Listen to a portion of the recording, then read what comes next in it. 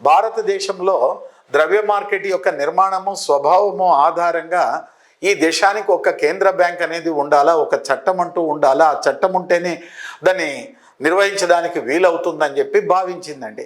ఈ భారతదేశంలో ద్రవ్య మార్కెట్ యొక్క నిర్మాణము స్వభావము ఆధారముగా బ్యాంకింగ్ చట్టం ఎలా ఉండాలా అనేటువంటి విషయంపై 1931లో బ్యాంకింగ్ ఎంక్వైరీ కమిటీని హిల్టన్ యంగ్ అధ్యక్షతన నియమించినారండి. దీన్నే హిల్టన్ యంగ్ కమిటీ అని కూడా అంటారండి. హిల్టన్ యంగ్ కమిటీ భారతదేశంలో ద్రవ్య మార్కెట్ యొక్క నిర్మాణము స్వభావము ఆధారముగా భారతదేశానికి కేంద్ర బ్యాంకు చట్టం ఎలా ఉండాలో సలహాలు సూచనలు ఇచ్చినారండి. హిల్టన్ యంగ్ కమిటీ సలహాలు సూచనలు ప్రాతిపదికగా తీసుకొని బ్యాంకింగ్ చట్టమును రచించి 1934లో కేంద్ర బ్యాంకింగ్ నియంత్రణ చట్టమును ప్రకటించినారు. దీన్ని ఇప్పటికీ కూడా ఇండియన్ బ్యాంకింగ్ రెగ్యులేషన్ యాక్ట్ అని కూడా మనము అంటూ ఉన్నామండి దీన్ని.